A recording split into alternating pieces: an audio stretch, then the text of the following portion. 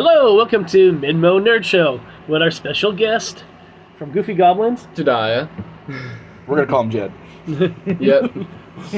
And of course, you got the regulars. We got Matt, Dakota, and myself, Gary. Hi, myself, Gary. Today is going to be a special episode. We have our first guest, obviously, Jediah, a.k.a. Jed. Look at that. Look how I'm padding out time. Yeah. This is like filling out a book report right now, and I have a word limit. a.k.a. The Goofy Goblin, Jed Gum. But we're going to start doing local nerdy guests, and this week we have Jed. Next week, I'll announce it at the end of the episode. So we've already got a guest lined up. And we may even do a special one on ExtremeCon on September 28th and 29th. Ooh, look at that. Look at that product placement. All right, so we've got the first minute done. We're sitting here awkwardly quiet and staring at each other. Dakota, got any questions for Jed? Maybe we should have started with a question with Dakota first. Are you ready, Dakota? No, I'm not ready. Why is the teacher calling on me? I don't want it. I know, he had that I did look. not raise my hand. And that's why I called on you. All right, I'll go with the first question. All right. Like, what do you do? Well, I run my own business, Goofy Goblins, Goods and Games. We do a lot of nerdy stuff. We make our own products to support role-playing games. My wife, she's now making stuff for cosplay stuff. Like what? She does custom ears, elf ears. We got into making some masks. We don't have a whole lot on that product line, but we're dipping our toes into that and seeing where it goes. I own a pair. They're very nice. We are working on trying to get a distributor so we can start selling games and stuff like that as well. But that's primarily our business, and once we open up a storefront, I'll be running board games and all that fun stuff. Well, I know a place that owns a gaming store. Ooh, parking lot fight. Parking lot fight. It's like when the UPS guy and the FedEx guy show up. They're going to throw down out there. So, what cosplay masks have you made so far? We do. We've made the Mardi Gras mask type. Just getting used to the how to do it and stuff like that. I've 3D printed a mask as well for a tattoo artist known as Chucky. But that's kind of what we've done so far. We haven't done a whole lot. We've bought different styles of masks to kind of look at how they're put together. We've bought some that are like this dragon mask that it's like a face mask, but it extends outward. And kind of seeing how that's working out. Matt has seen them, but we are making dragons that are like a blanket that you can wrap around the wings. They're like Snuggies. Yeah. It's Snuggie, like a plushie. Yeah, it's like a plushie with dragon wings. So druggies? Wait.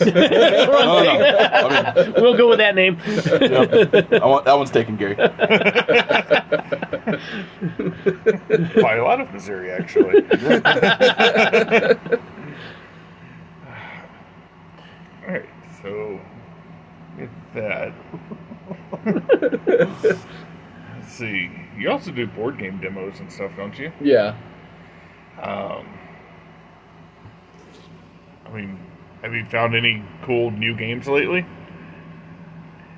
Yes, they're We can go smoke for the next half hour. He's going to be great. Okay.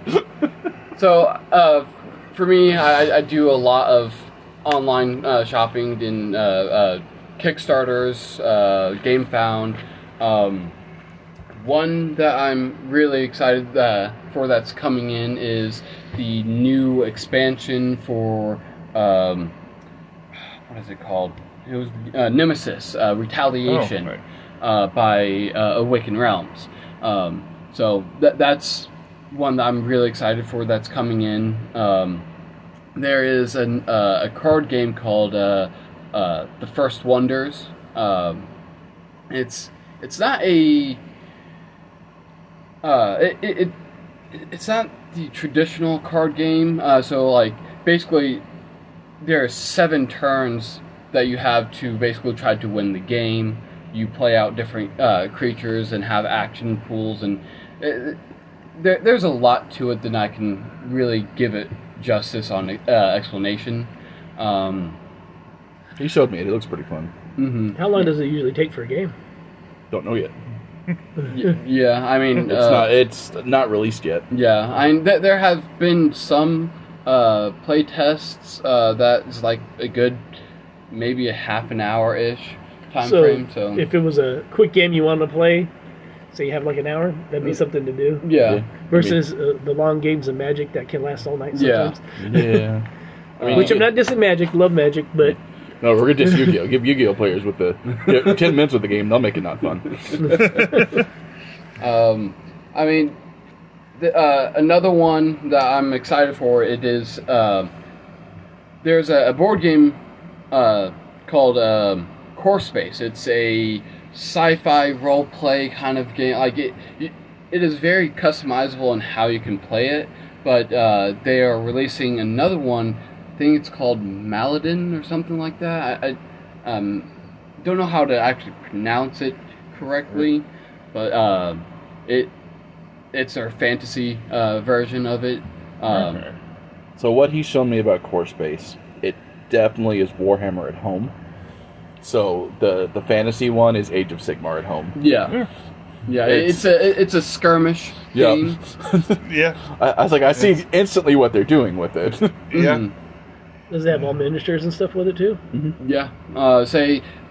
Unlike with Warhammer and a bunch of other war games, like you can make your own characters. They have a template for you to actually make your own not abilities, but like you can customize what abilities your characters will have, names that you can customize, and they're very fully customizable with their game.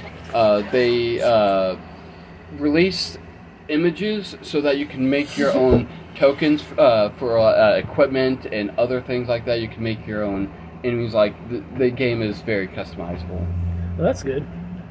Especially if you want to use your imagination in the game. Yeah, and say like you can use whatever sci-fi dark mini genre you want for the game, and say it's going to be the same for their fantasy version. And again, I'm very excited for it to come in. For those keeping track, that was our first door squeak of the day. So you're saying I could take my Luke Skywalker Legion Mini and sit down and play heavy air quotes Luke Skywalker? Oh yeah, no. One person made the Teenage Mutant Ninja Turtles in space. That's awesome. They I thought it was Turtles in Time. That's space. That's a different game. That's a different game. You didn't see that episode of the Power Rangers, did you? No, because they're not Ninja Turtles. Well, they were Ninja Turtles and the Space Rangers did an episode together, two-parter. Yeah, that's when they brought in Venus, right? Yes. Yep. And The Lady Turtle. Just throwing this out there, possible future guest, Tracy Lynn Cruz from the Space Rangers next year, Yellow Ranger. Thank you. I was about to say what color Ranger was she? So I had to say Ranger because Dakota's going to say you can't ask that question. I mean, you're already talking about Sailor Venus. I don't know what's going on anymore. No, it's the Lady Turtle. It's the one with the blue mask. That's not Leonardo. the light blue. The light blue. Oh, okay. Because they couldn't find another color that wasn't close to blue. Off the 4 core colors, couldn't find anything else? Not pink or... Right. Anything. It took them Yellow? 20 years later. They now have a yellow one with Jenica, but they took them 20 years later to oh, hey, we have a color other than light blue. No, it makes sense. Probably took them a while to clean up that ooze, huh? That's fair. Anyway, back to Jed's board game. Welcome to the ADHD, Jed. Oh, yeah, I'm at home. Yep. No, like I said, They actually do have. One person did do a Star Wars themed for abilities, weapons, all that fun stuff. So, Second door squeak of the day. Is that the UPS man? That's now? the UPS man. I'm not even joking. That's the joke I just made. So the FedEx person and the UPS person did not actually meet. The FedEx person left, so we don't have to worry about the fight in the parking lot. Except for maybe with BK Games and Goof Games later. But Yeah. It's alright, we don't get deliveries on Saturdays for some reason. Oh wait, today's Friday. Yeah, today's I Friday. told you I'm tired, alright? I was going to let him roll with it. Wakes up on Sunday. What It's a Monday. Now, what games are you developing? So I'm actually in the works of making my own RPG. It's more of a game engine than an actual like RPG. So the idea is I'm going to develop the actual system, and people can go and make their own games with it. So instead of like, okay, this is a fantasy themed or this is a sci-fi theme, the idea is for them to be able to make their own themes as easy as possible while using the core mechanics. And say like I'll have examples of different like abilities and stuff like that to kind of help them understand. But that's the idea of it. It's like the tabletop version of like the Unreal Engine. Yeah. Like That's like every game uses that engine to build their video games, but it's all the core engine. He's trying to build the core engine. Which is slowly what 5e is becoming, but Wizards won't lean into it. There's so much homebrew out there. Yeah. Lean into it. Hell, they tried to shut it down. Yeah. God. Say the other idea is I'm focusing on trying to make it customizable while also leaning into simplicity. So it is kind of like a or not kind of. It is a D8 system pool where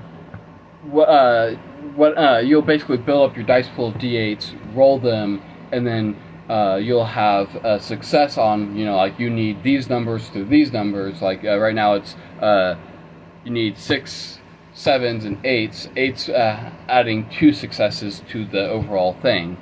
And unlike with D&D where you have to roll several times, it's one straight roll for damage. You'll roll how many successes is that's how much damage you'll be dishing out.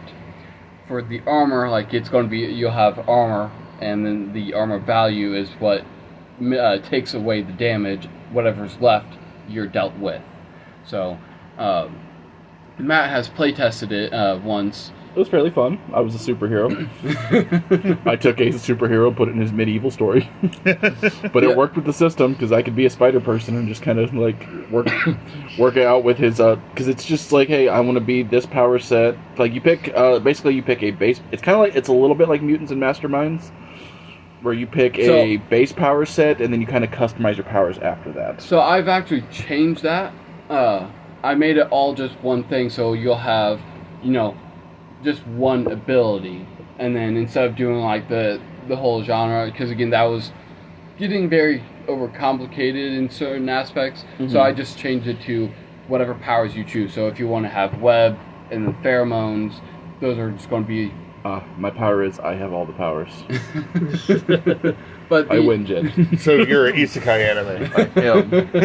I've been reincarnated as a fat guy. The other aspect of it is, so your health is not going to be very high, because the other focus is, even if you get there in power level, like being really strong, you're still going to be able to die easy. Yeah. So you'll have to be careful about what fights you get into. The other aspect is mana. So you have a mana pool to basically you'll say I want to spend this much mana on this ability, and if that's an attack ability, whatever mana you're spending that's how much dice you'll be rolling for the damage. Which is great when you roll all ones on those 8s. Totally didn't happen to me. So that is the idea of the game. Perhaps if you're using one of his dungeon dice rollers, they would have worked better. Whoa. Maybe he could have weighted it specifically for you. Maybe he did. That's why he rolled 1. He's doing the Wizards of the Coast thing. You have to buy the pretty dice skins online. That way they roll better. Yeah. I mean, they don't do that. I mean, I know the free ones don't roll better. That's the point, Dakota. Roll your clickety-clacks and persons, everybody. Yeah, I was telling my mom and my wife that I'd much rather spend $60 on a real set of dice than $4 for a skin that, rolls better. I spend enough money on digital skins. We're not going to talk about my Fortnite addiction.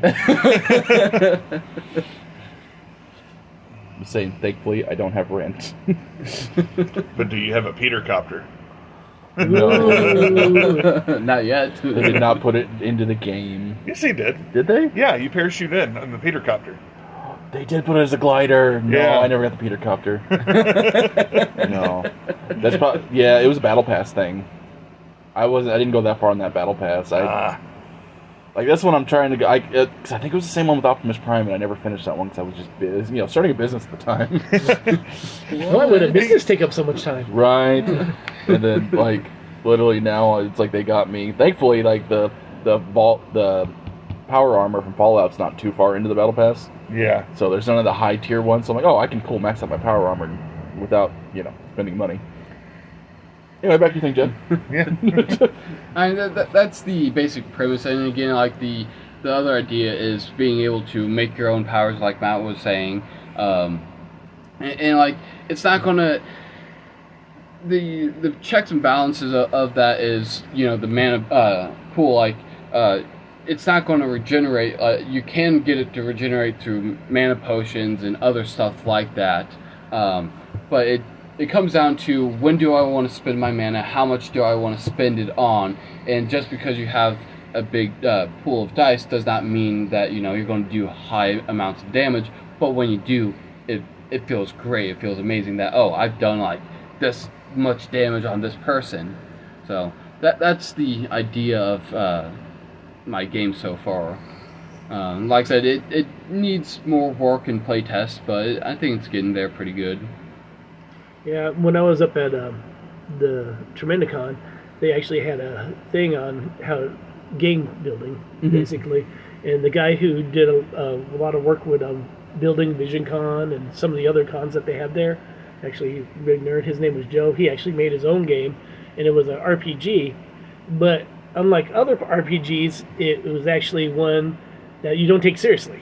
You can't get oddball things. He really wanted to have a pie fight at the end of it. I thought that was D&D. Yeah. Well, he wanted to change the whole thing to where everybody was having fun, and there weren't characters that you built up. They were just kind of going to school, and then he's going to be building the second one where they're actually after school, and it's going to be like 5 years afterwards. But I mean, it wasn't time skip. Yeah. And they did a really good job of explaining it and everything. But if you know anything about Springfield, they have a lot of game developers down there, building up little different games and everything.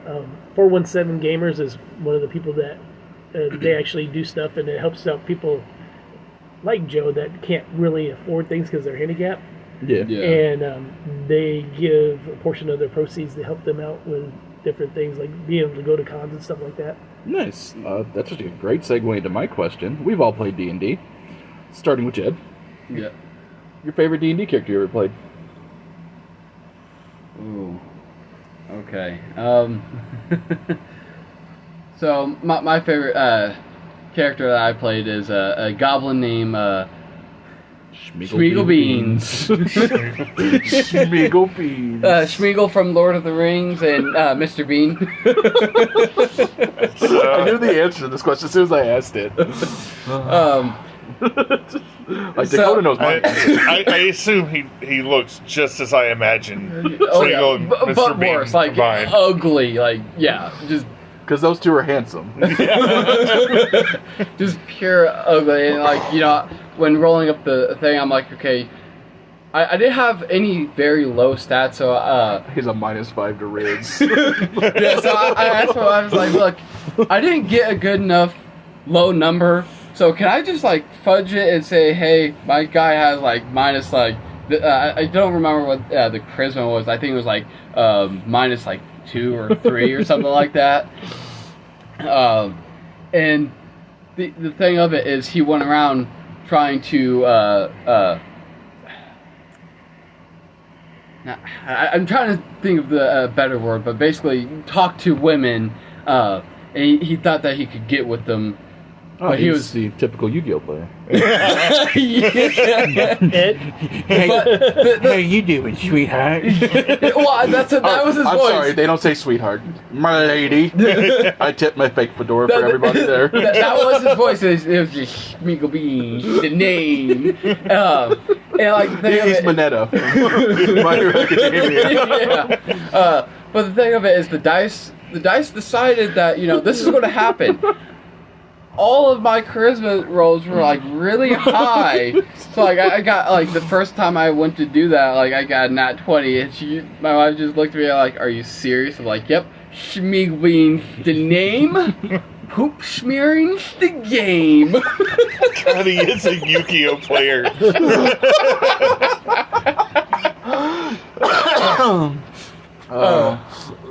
But yeah, he's in my D&D games, my players, because I introduced him one other time as an NPC, and my players never wanted him to leave, so anytime, someone else is running a campaign, or I'm running a different world, we now have the Schmeagolverse, where there's always going to be a Schmeagol Beans in a D&D game.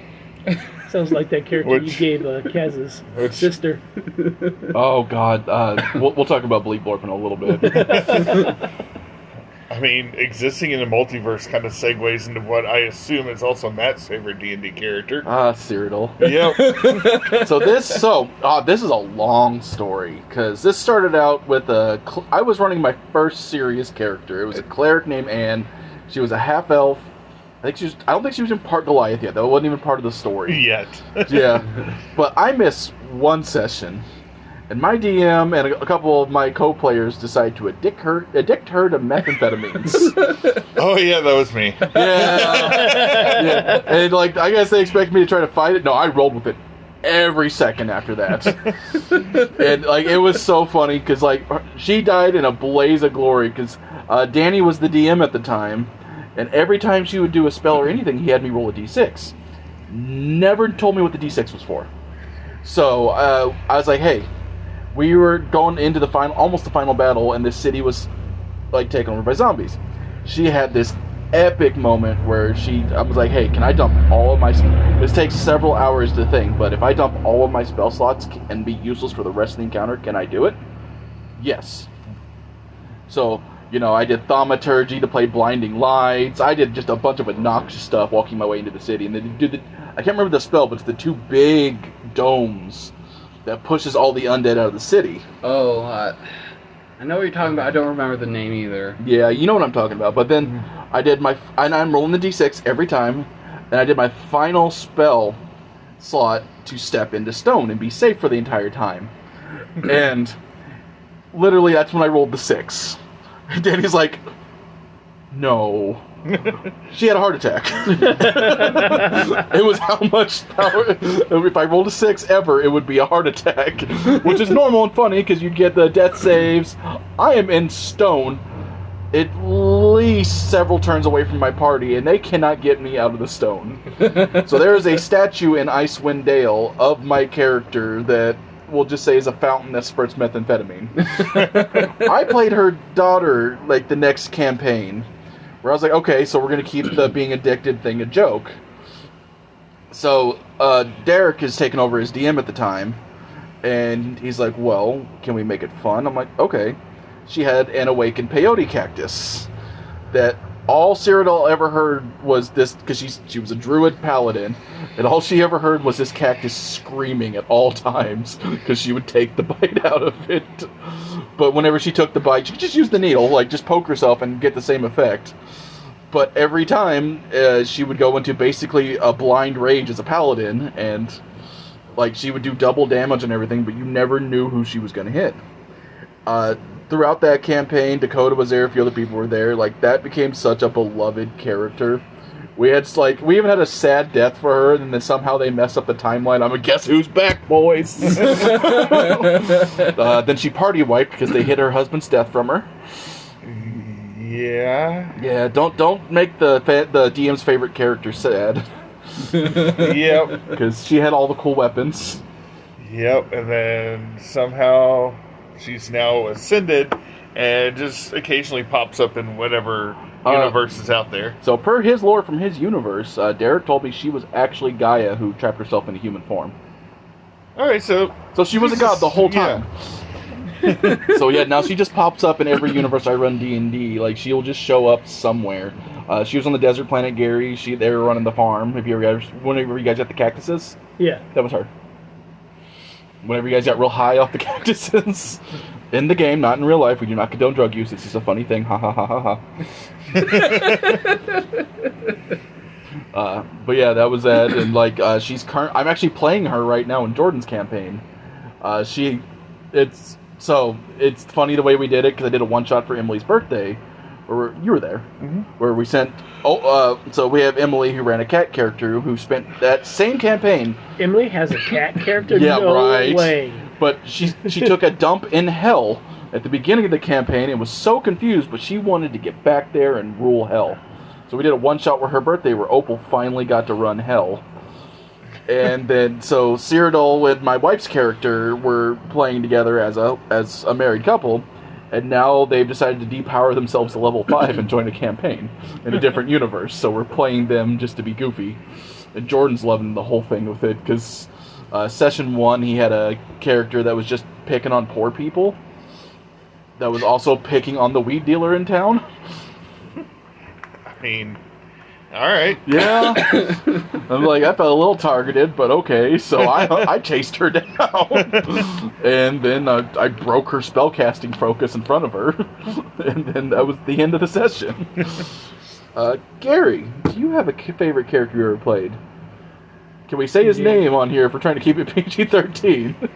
Well, I can go grab my book and get you the proper name to call him. It's Schruffalo. I know his name. Like Mark Schruffalo? No, it's...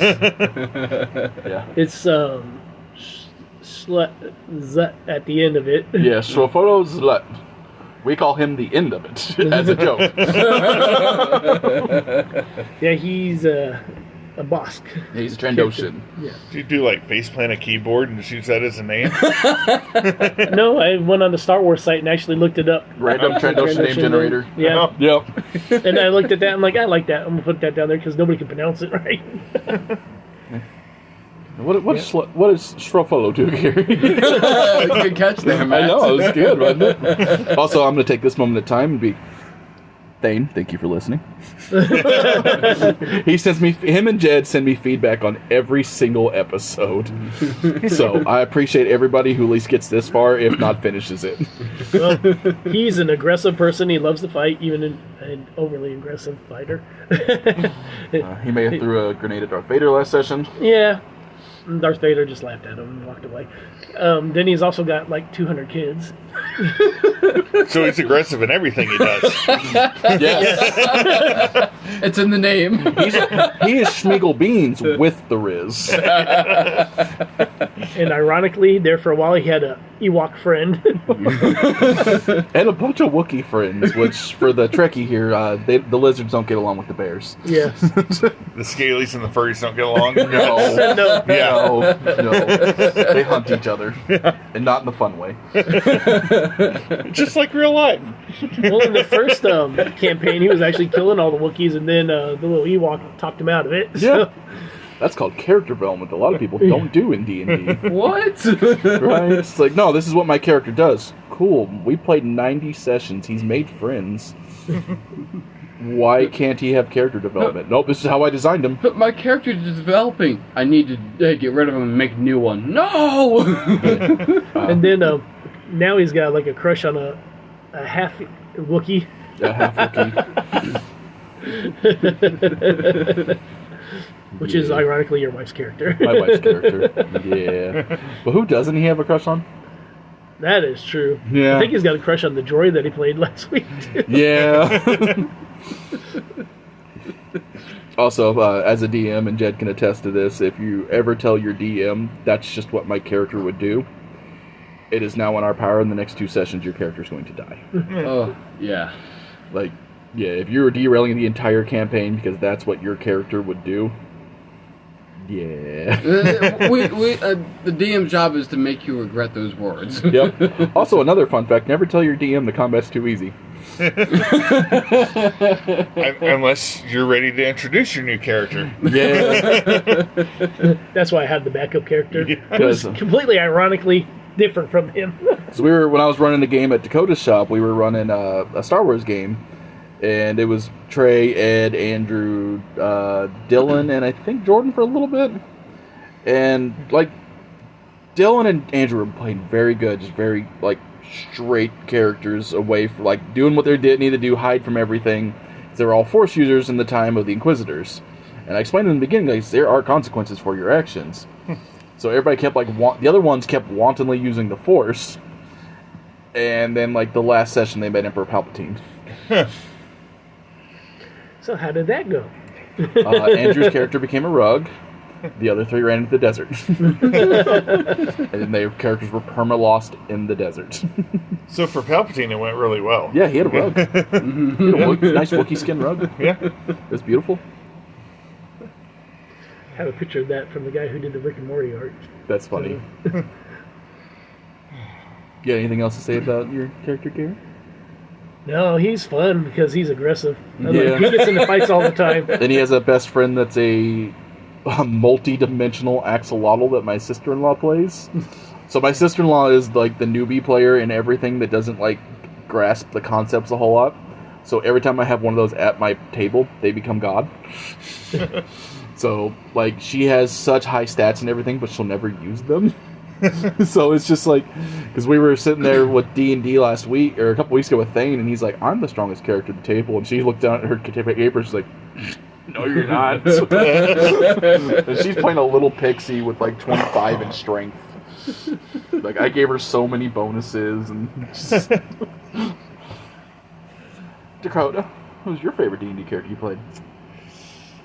So, yeah, I had a curse slinging cleric that was fun. But it's probably not my favorite character of the campaign. I'm going to give you this name. And I want you to try to explain it to everybody. Oh no. Without losing our PG-13 Are rating. you giving me irony? Nope. I would like you to explain Throbert. Oh god. So PG-13. Good luck. Ooh. Alright, it's a goblin base. It's goblin base. In the campaign, we had... This is my first ever campaign, so I was just like throwing everything to the wall. We had what we call... That we're going to PG-13 call the line of shenanigans. And every time you crossed it, basically a very messed up wild magic surge would hit. And it would change you. Like, it took our turtle character who had a giant, like, thing and gave him a spatula, made him into SpongeBob. It was great. It was funny. It just kept going. Throbert was very phallic by the name Throbert. And every time that he went through that line, the amount of them would double. By the end of the campaign, he had, 4 million? Yeah, he was... But he was played as a serious character. So he would just walk up and be like, "Hello, guys!" And he would give out quests. Yeah, he was a plot device. Completely serious plot device. Until you described him.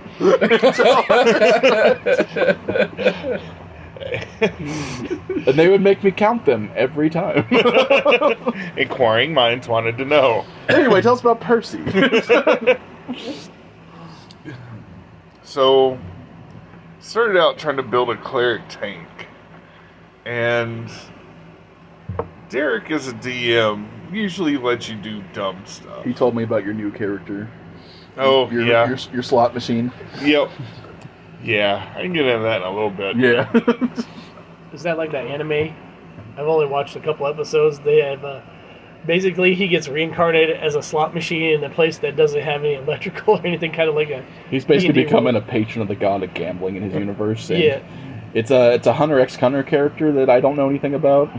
Oh. But it reminds me, there's also a Marvel character called Jackpot, which is Mary Jane now, where it's basically every time she loads up a power, she rolls a roulette wheel, and she doesn't know what she's going to get. Which is ironically like in Bleach with the one guy that was not a visor, the other guys. His knuckle punch was like that. Every time he threw out, he had a. So Dakota's a walking anime trope. Yeah, pretty much. Pretty much. Yeah, well, so the concept for this new character was... Poor person getting thrown to the side again. Every game. He's used to it. Yeah, basically every time I gained a level, I would roll for what I gained a job level in. So there's no way to like pre-plan this character, because level 2 you might get a level in fighter, level 3 you get druid, level 4, you know. I like that, though. Yeah, because you have to, it keeps you on your toes, because you have to figure out That's why like a lot of DMs let them reroll ones in character creation. I make everybody keep their ones. The dice want what the dice want. Yeah. If you get a 3 in a stat, you have a 3 in a stat. Yeah. It's up to you to decide where you put that stat. Yep. Dice tell the story. The guys I was talking about earlier were Fullbringers. They Thank get you. the power of the hollows in them. Go sports team. I've never seen Bleach. It's on the list, Gary. I have Crunchyroll right now, and If you have Crunchyroll, there's no reason not to watch it. Well, they don't have it on Crunchyroll. see, then I have a reason not to watch it. They have it on Hulu, though. I do have Hulu for like another week, but I stopped paying for that just because the price keeps going up. What? Not Hulu. I mean, just wait another 3 months, they'll give you another free trial, and then you They just... stopped doing free trials and everything. Oh, yeah. Yeah, they don't do That's free because trials. people no more. were doing changing their emails.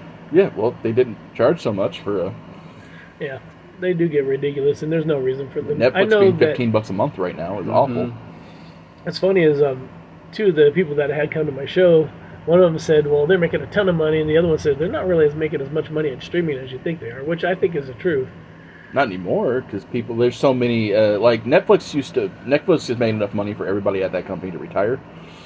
But now that everybody's doing their own streaming service, it's spread so thin. Yeah, it really is. I mean, you get some people that pay for every single streaming service all at once, whether they watch them or not. And I pay for one a month. I pick which one I'm going to watch some shows on, and then I watch that for the whole month, and then I go, if I'm done with that one by the end of the month, I go and do a different one. I kind of do that. I kind of do that, except I keep Crunchyroll. Crunchyroll's probably Crunchyroll's submit it. $7 a month. Yeah. There's no ads. Yeah. It's the one that's still pretty okay. Yeah.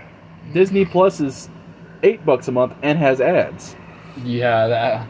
Yeah, that's a new thing. I That's almost starting gave to... them up, but then they came out with the Alkalite. I like the Alkalite. Is it good? Oh, yeah. Nice. That one is definitely worth watching. I've only seen the first 3 episodes because it's the only ones that came out. Yeah. I'm waiting until like either it's done or like the next season of Mando comes out to watch it before I get Disney Plus again. You always know when Star Wars is good whenever the YouTubers come out that they've ruined Star Wars and it's being canceled. Like it's going to be a great show at that moment in time.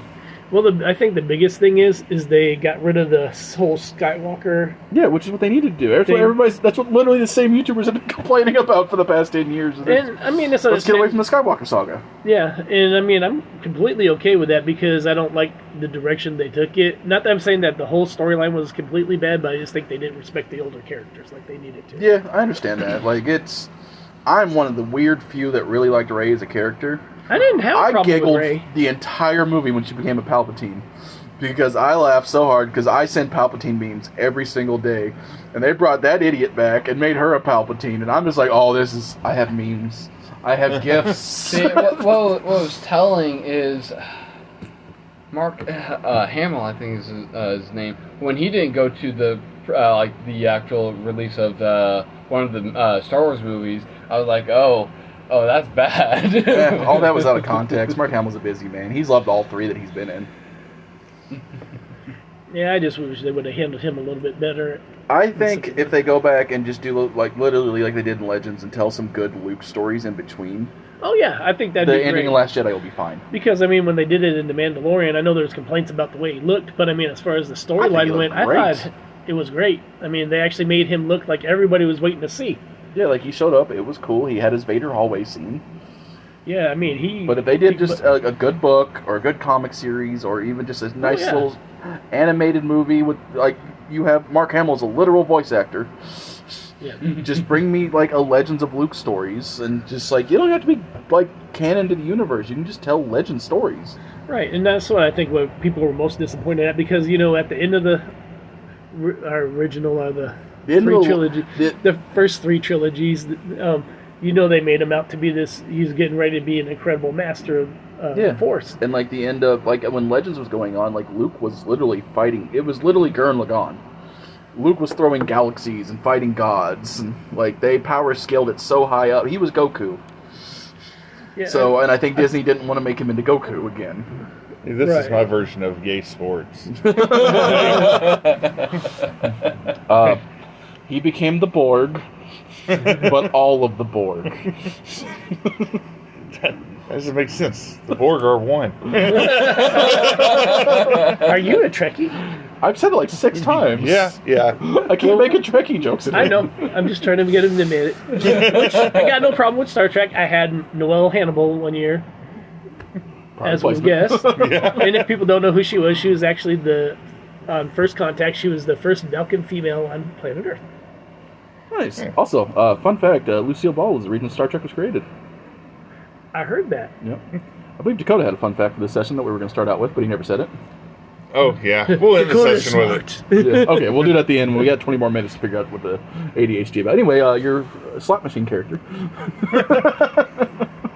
That was me and Gary went on our Star Wars tangent. I think we pretty much went through it. Did we? Yeah. Yeah, new job every level. And then trying to figure out a way to balance that. Yeah, well, like even like Derek said too, like you're gonna get a little deck of cards. I don't know if he's told you all. Oh, this. yeah. Okay, cool. Am I spoiling your character for you? Yeah. Because me and Derek have DM conversations all the time. Yeah, no. That leans Spoiler into more alert. of the gambler. Yeah. It leans into more of the gambler side of it. But you can give them to other people without knowing what they are, and you like when they're really good, you blame your god, and then when they're really bad, you blame other gods. Oh, That's this one, god must have cursed that. That's one thing I wish we would have had in our little game of Star Wars, Sabak, or something like that. That'd be cool. Like if I can Put ever a little get side game on it. Joe back here, Joe has a Sabak deck. Really? Yeah, like he's gonna let me use, but he's got his back problems right now, so he barely leaves the house. All right, Jed. So back to the board games. What is your favorite board game, and why is it Monopoly? Not Monopoly. See, I sent It's one of the Monopoly spin-offs. Yeah, see, I sent Jed a screen cap of all the questions most of the questions we were going to ask him today. He couldn't see in the screen cap that I cut off that we were all going to sit here with Monopoly and wait on him. Because I know how much Jed loves Monopoly. Nope. Which is hilarious, because my dad actually, unironically, loves Monopoly, so we have like 14, 15 copies of Monopoly in the shop. If you don't have at least 2 or 3 Monopolies at your house in different versions, I have 4 in the house. I have Animal Crossing, Lord of the Rings, Mario Kart, and regular Mario. Oh, and Star Wars. I've I have got 5. Transformers, and of course, Did the pieces And the- actually transform? No, I wish they did. But I'm not complaining because they got Optimus and Shockwave. That's in it, fair. So. That's always made me laugh when GameStop had the statues of the Transformers. That is beautiful Did- Optimus statue. I look at the guy like, does it transform? No. Then what's the point? It's a statue. Yeah, I'm kind of like that, unless they're really well articulated. It wasn't even like you But- could. It was the same size, and you could put your Transformers in that position, Gary. Well, not, and I like transforming Transformers too. Yeah, same. But occasionally, some people give me other ones as gifts, and I'm not going to complain about those. I'm thankful. Let's remind me before you go. I actually have one for you. And then I got the regular Monopoly, and I had the Lord of the Rings at one time, but I actually got rid of it. I like that. I haven't played it yet, but it has actually a mechanic in the game where like the ring actually tempts you. And then one I'm really contemplating about getting, Godzilla. Yeah, that would be cool. Ooh, Jed, talk about what that Godzilla game I really liked. The King of Tokyo. Yeah. So I know, we literally like derailed the question I asked you. that's all right. King of Tokyo is basically like the Godzilla movies. 2 monsters, or well, depending upon how many players are we all get to there. play monsters. It's like Kings of New York. Similar to that, I believe, where basically you go around trying to fight the other monsters, be the main one standing, or there's two ways to win. There's either by victory points, so you can get those by various things, the other one is killing all the other kaiju monsters or titans. But as you play the game, you earn points or energy cubes, at which you can spend the energy cubes to buy to buy new powers and upgrades for your monster to deal more damage and stuff like that. It's a really easy, simple game to just kind of sit around and roll some dice and watch as your friends get mad at you because you're dealing damage to them and they're trying to heal and they can't. Yeah. That's Monopoly. It sounds like a spinoff of King of New York, which is basically the same thing but New York. Yeah.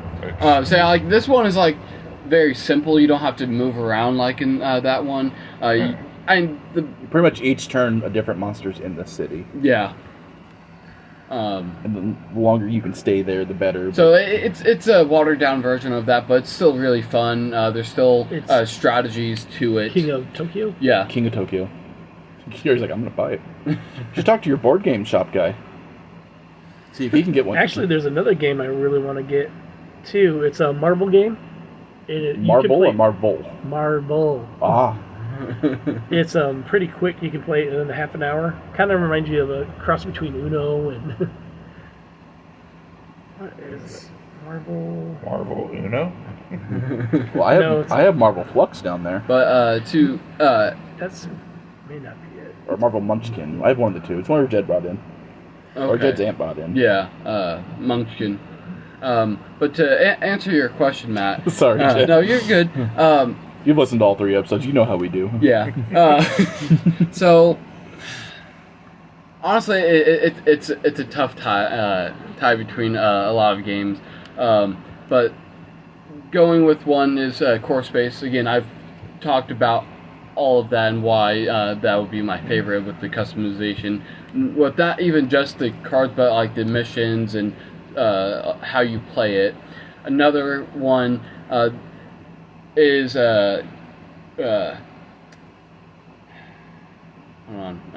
Kingdom Death Monster. That one's also not PG-13. No, it is not, but it is... It's very pretty minis, though. It is a great story engine, and it's like a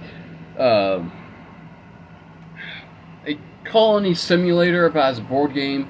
And it's not a question of when your people are going to die, but how they're going to die, and in what fashion. So, you can have love for your characters, but, go in with the name of Kingdom Death Monster. Very simple. Yeah. But some honorable mentions is another game by Awakened Realms, ISS Vanguard. The entire series line of Nemesis. Nemesis is really fun. We played that in the shop one night with Jed, and I drew the card to be the villain. So I just literally, it was only to be a villain to Joe.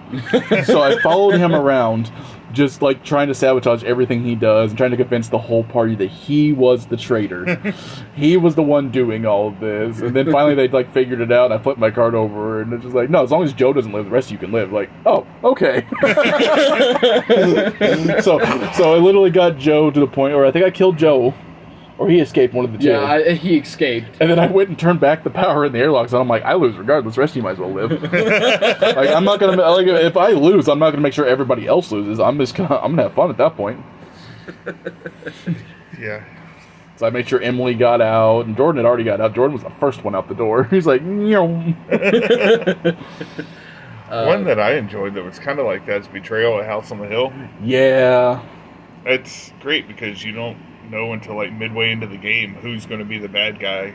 Yeah. And what the scenario is. I don't play how it triggers and all that. Yeah. I don't play that often enough. I need to get me a copy of that and play So they have a legacy version of that now, which I haven't played, but I guess stuff from previous games will carry over Ooh. into future playthroughs. Yeah, so- that's what I've heard too. Kind of like the Risk Legacy Yep. that I have here that I've never got around to doing. Nobody's ever showed I've had a few people show interest in doing that.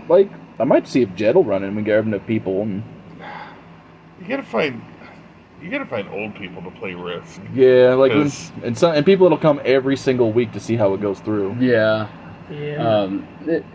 Yeah, nobody has friends that dependable anymore. All the ones that I have already got tied up in D&D games. Yeah. Well, that's their free time because being adult nerds is hard. Yeah. Even when you make a living out of it. Yeah. That's the harder part. That's Trying to convince your adult nerd friends, hey, I have comic books for you. Hey, look, I'll get them next week, Matt. If you get them next week, I might not be here. But you don't want to say that because you're a little proud sometimes. But it's just like, hey, you got $100 sitting there, and No, I bought this new game. I really want to try it with you. It's really fun. No, okay.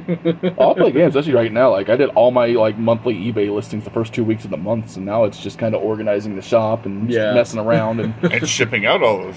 and eBay shipping orders. out all the eBay orders. Fun thing, the bigger items, I pre-pack them now. Yeah, I just pre-pack them right on the box what they are, and I slap a label on them. we started doing that with the lots of stuff. Yep, I have lots that are pre-packed. I have 3 statues that are going off today that are already in their boxes. Yeah. Oh, I've got about 8.5 minutes, and then I got to go pack up a bunch of stuff. So I understand. Yeah, yeah, because I love the bid auctions because they just I have a set date when things are going.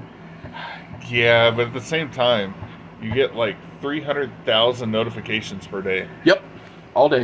Every I don't time know. somebody bids on anything, I don't know. notification. Sometimes it's like playing a video game though. When the number goes up, it goes. You gotta get a little of that dopamine hit. Yeah. That's gonna go in my wallet. That's mine. That's gonna buy me a video game maybe that I'll never play. That's enough to buy me an expansion. Or when times are tough, hey, I can afford ramen today. That was today. I was like, can I afford McDonald's? Because I ran into my dad at the bank. I'm like, oh, what are you doing here? And he was like, oh, I'm going to see if I can borrow $10 from you to go get McDonald's. Oh, fancy meeting you here at the place that dispenses money. Because we have money in limbo, but it's in that It's in limbo. It's- that holding area. Where I'm just like, come on, why does it takes you a minute to take it away from my customers, but it takes almost a week to get it into my account. That's the way it is, though. Well, we're leaning up on the ending here. So where are we all going to be on June 22nd, 2024? We're going to be at Mossy's Comics, one and only, Route Route 66. Yep, You going to finish it? Hey, you started it too. I started it, but you cut me off. Route 66 a comic and toy convention. They got special guests. Me and Anybody Jed. who's Me and Jed are the special guests. Oh, I want to be special. I mean, you're We always I'm think gonna you're be there, special. but- you're the special guest at Extremicon. Oh, okay. Yeah. Are you Well, running- actually, you're the game runner. Are you Yeah. the game runner for Finance, or are you guys doing that this year? You're No. just gonna have a little booth. Yep. Nice. They're actually going to have Bushwhacker Luke from WWE Hall of Fame. I saw that. They're going to have the guy who did the Ghost Rider comics. Oh, I forgot his name. I'm a terrible comic store owner. Yeah, you are. I also don't read Ghost Rider, so You don't remember everything about the no. 800,000 different Well, comic book heroes? What's funny is my brain is literally like Mark Texiera, who is a Ghostbuster artist, but it's not him. We are going to have Mark Armstrong, who did Spectacular Spider-Ham. Nice. And the guy you're thinking of is Javier Salatares, and I may not have his name right, but he did work on Ghost Rider. Nice. We have Baltimore Rives. He did work on the Power Rangers. I love watching Gary pronounce names. I'm terrible at it. He did work on Godzilla versus the Power Rangers. Yep. He also did stuff on Batman work.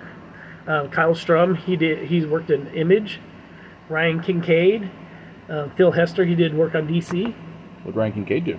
You just kind of skip that past. Wow, Gary. Oh, you really want me to go there, don't you? I mean, you're naming everybody else off. We will go ahead and show you. He did. I believe he did Green Arrow, but I will give you a little bit more in depth on him. He knows what he's done. Right. He's done that thing. Yeah, and it was nerd genre. Hey, I said Green Arrow. It's more than what you produce, comic book owner guy.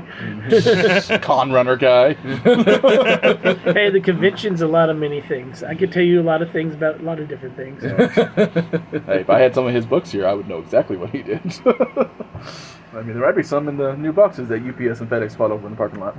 I mean, while we're speaking things into existence in the like podcast. I say, Green Arrow. He did work with The Crow. He's done penciling credits for Swamp Thing, Brave New World, Flinch, Ultimate Marvel Team Up, Clerks, The Lost Scene, and he also created a character named El Diablo that is a DC character. And he's also wrote on Wonder Woman. I love El Diablo. That's the dude from the Suicide Squad movie, the Mexican guy, the gangbanger. And I don't say that like prejudiciously, because that's literally his entire character arc. Yeah, he was probably one of the best. He was a good character in that. Yeah. And then he died. Well, Yeah. I mean, went with the theme. And I'm sorry if you haven't watched the movie right now. It's been out for too long. We had a discussion last week. We don't have to say spoiler warning anymore. It's been more than a month. But Dakota chewed my butt for that. those will be some of the guests that are up there. Of course, we'll be there. StreamCon will be dressed up in cosplay. I believe we're going to be up, and we're going to give out balloons to the kids while we're up there, as well as our patented new stickers, and we'll be giving out some comics as well. Yes. From who? From who? Yeah. From our sponsor, Atlas Society. I love you, Gary. But don't worry, the Mandalorians have also give us comics to give out at ExtremeCon. So they will be in every pack that you get. Pretty much, we'll walk through the door is going to have stickers, that, and then cards from BK Games that are. Yep. Yes, indeed. I should probably pick those up before you move everything out. That way you don't have to move those too. Make sure you stretch first. Those boxes are heavy. All right, Jed, where can they find you on social media? Our Facebook page is the name of our business, the Goofy Goblins Goods and Games. We are working on developing a website, but I believe we also have an Instagram ? I don't know. You do have an Instagram. He knows. I don't. So Jed's wife and my wife are best friends, so we pretty much work with a lot on everything. So I do the other things. Yeah. His wife designs my posters and other things for the shop. I'm gonna put it out there. If you made it this far into the podcast, you can come by the Mandalorian shop and use code smeagol and get 10% off. But you have to spell it correctly. And Jed, I'm following you now, so I expect to follow back. All right. Well, we'll let Ashley know. Well, I was hoping he'd tell his wife. Yeah, we'll make Ashley listen to the podcast. Hey, you were mentioned, but you got to figure out where you're at. Say at the very end. We will be at the Maker's Mark in Columbia every second of the month for the summer. So we'll second be Saturday? Or cool. Second Saturday, sorry, of each month. So we'll be there in Columbia.